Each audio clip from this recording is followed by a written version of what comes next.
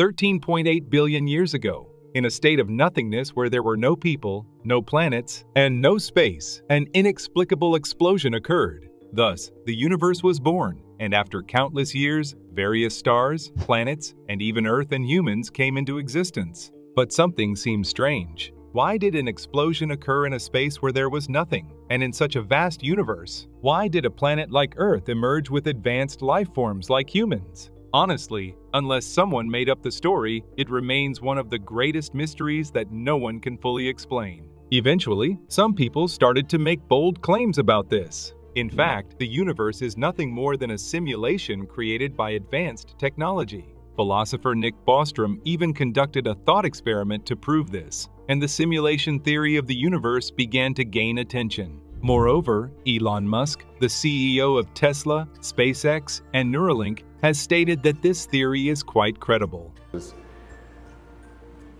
It would seem to follow that the odds that we're in base reality is 1 in billions. Though Elon Musk is known for making outlandish statements, he seemed genuinely serious when he talked about this. And listening to Elon Musk, it doesn't seem entirely implausible. So, could it be that this universe, or rather the reality we live in, is merely a simulation created by someone's computer? Are we just highly sophisticated NPCs in an advanced virtual reality? Today, we will explore the science behind. Are we living in a simulation? Let's begin right now. Just 40 years ago, a game that took the world by storm, Super Mario Bros. It was merely a pixelated game with a CPU of 169 MHz and RAM of 2 KB, but it was enough to amaze the world. Not only did it have an addictive gameplay that was hard to put down, but it was also a cutting-edge portable computer that everyone wanted to own at least once. Since then, the computer market has evolved through continuous advancements. In just 20 years, the computer market experienced exponential growth. In 2002, Japan produced the world's best supercomputer, the Earth Simulator, boasting a computation speed of 35.86 trillion operations per second, astonishing the world once again. The price tag for the world's best supercomputer at that time was a staggering 60 billion yen. This high-tech equipment was worth about 1.8 trillion won in today's value. But just 20 years later, in 2020, computer enthusiasts can now own a graphics card, the RTX 3080, which has a computation speed of 35 trillion operations per second. Now, you can enjoy the performance of the world's best supercomputer at just 1/120th, zeroth of the price from the comfort of your home. For reference, the best supercomputers built until around 1997 are far inferior to the performance of the smartphones you are using today. In just 40 years, humanity has been able to enjoy the performance of supercomputers with much less money and much less electricity. And now, we have entered an era where we can enjoy games like GTA and Battlegrounds, which feel more real than reality itself. In fact, computer performance has already surpassed the level required for such games. Furthermore, we have reached the stage of VR and the metaverse, where we can not just see the game but directly enter and experience the virtual reality. Science and technology have advanced to the point where we can create reality itself without even realizing it. So, if we just wait a few more decades, or even just a few more years, will we not reach a level of scientific and technological advancement that can replace reality? This is where the simulation theory of the universe begins.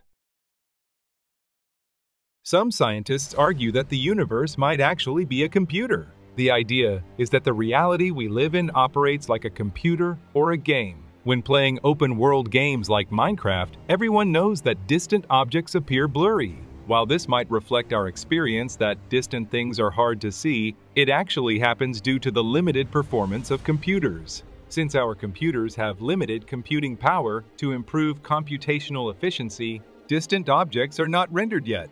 Moreover, the world inside the game that we are not looking at vanishes because the computer doesn't compute it. In other words, to improve computational efficiency, the computer only computes and shows the areas we are looking at. Of course, it would be great if everything far and near, and even the areas we are not looking at, were computed, but the power of computers is limited, and we cannot infinitely boost the performance of CPUs and graphics cards. Therefore, researchers are continuously making efforts to achieve higher performance with less power and to upgrade the performance of existing products. This brings us to the theory that the universe is a simulation within a computer. The universe, too, cannot be upgraded by the developer on the fly, so it puts certain limits for efficient processing. Moreover, the great physicist Richard Feynman, who left a significant mark on modern science, once said, "Everything is made of atoms. No matter what objects we see, if we keep dividing them, we eventually reach the smallest unit, like atoms." Of course, this might be because our scientific technology hasn't advanced enough to know how to split them further, but some interpret this differently. There are minimum units in our world. That is the Planck length. The Planck length is a length derived from combining constants related to the fundamental physical laws that make up our universe, and it means the minimum length that can be measured and is meaningful in our universe. Moving by 0.99 Planck lengths is the same as not moving at all, and moving by 1.99 Planck lengths is the same as moving by 1 Planck length. In other words, values smaller than 1.0 Planck length are meaningless. And this seems similar to something we've seen before. It's the smallest unit of our data, the bit, and the smallest unit of graphics, the pixel. Furthermore, according to Einstein's theory of special relativity, the speed of light is fixed at 792,458 kilometers per second. Whether it's in a vacuum or in the air, the speed of light is always constant. This is claimed to be a restriction to prevent infinite calculations in the universe as a computer. Therefore, some scientists say that the universe is expanding because the calculations are not yet complete. In any case, they argue that the universe itself operates like a computer with various limits to maintain efficiency. In fact, our universe is optimizing itself to process vast amounts of information. This can be explained by the famous double-slit experiment. The double-slit experiment was conducted in quantum mechanics to determine whether light is a wave or a particle. It was an experiment to see what kind of trajectory light leaves when it is fired through two tiny holes. If it were a particle, it would pass through one of the two holes, leaving only two trajectories. And if it were a wave, it would create an interference pattern. However, before a camera was installed, it created an interference pattern as if it were only partly rendered and blurry.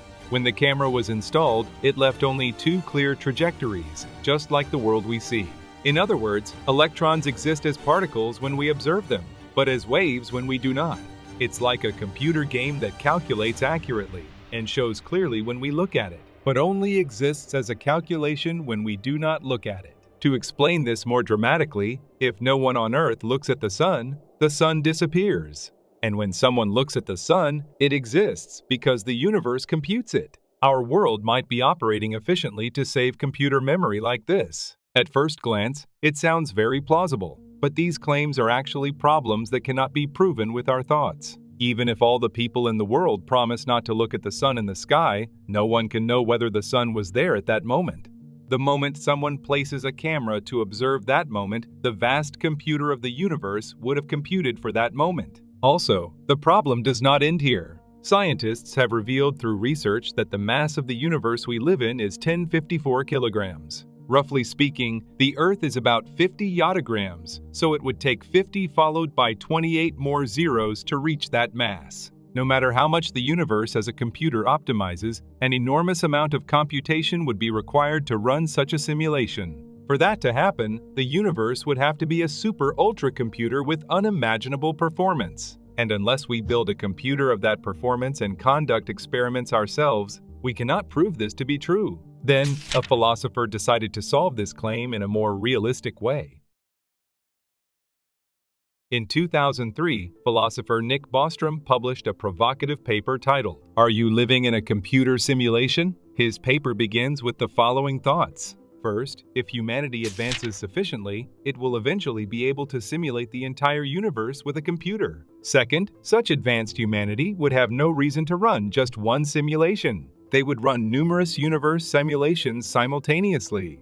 Third, the humanity that developed within those simulated universes could also go through the same development and simulate the universe. If this history repeats, the number of simulated universes would become countless. Finally, how can we be sure that the universe we are living in is not a simulation created by a previously advanced civilization? According to his argument, when humanity achieves sufficiently advanced development and finally starts simulations, dozens, hundreds, or more universes will continuously emerge from there. So how can we be sure that we are not among them? Therefore, the simulation hypothesis reaches the following conclusions. First, humanity is very likely to become extinct before reaching the technological level to recreate consciousness. Second, even if we possess such technology, the probability of conducting large-scale simulations to recreate consciousness is extremely low. Finally, we are already living inside a simulator.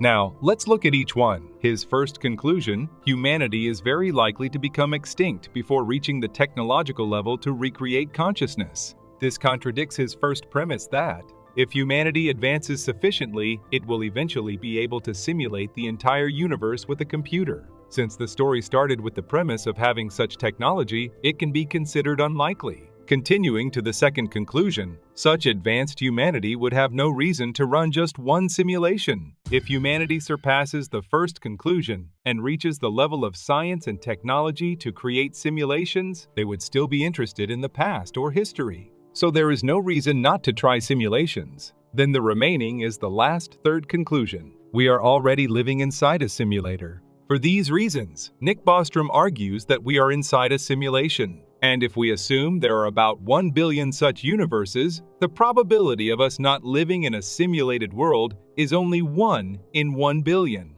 That's why Elon Musk also stated that the probability of our universe being real is only 1 in 1 billion. Furthermore, Professor Silas Bean from the Department of Nuclear Physics and Quantum Chromodynamics at the University of Washington published a paper titled, "Constraints on the Universe as a Numerical Simulation." In simple terms, it's a paper discussing how to detect whether the world we live in is indeed a computer simulation. By setting the 4 forces present in the universe discovered by humanity in a computer and running the simulation to compare. As a result of observing through the simulation, very slight but inexplicable strange phenomena occurred. For some reason, inexplicable events took place. If this simulation is correct, and if we discover such strange phenomena in the actual universe, it means we are ultimately inside a simulation called the universe. The problem is that we haven't yet discovered such strange phenomena in reality. In fact, this theory of cosmic simulation is not entirely new to us. In ancient Greece around 380 BC, Plato, a student of Socrates and teacher of Aristotle, wrote in his work, The Republic, the following passage. A prisoner trapped in a dark cave lives only by seeing the shadows cast by a torch behind him. In other words, the prisoner lives mistaking the shadows on the cave wall for reality. This tale itself is not the origin of the cosmic simulation theory. However, such stories pose the same question to us as the cosmic simulation theory. What is the true nature of the reality we are observing? And now, through the cosmic simulation theory, we are seeking answers to this question. Although we have yet to find any evidence, and it remains a hypothesis close to science fiction.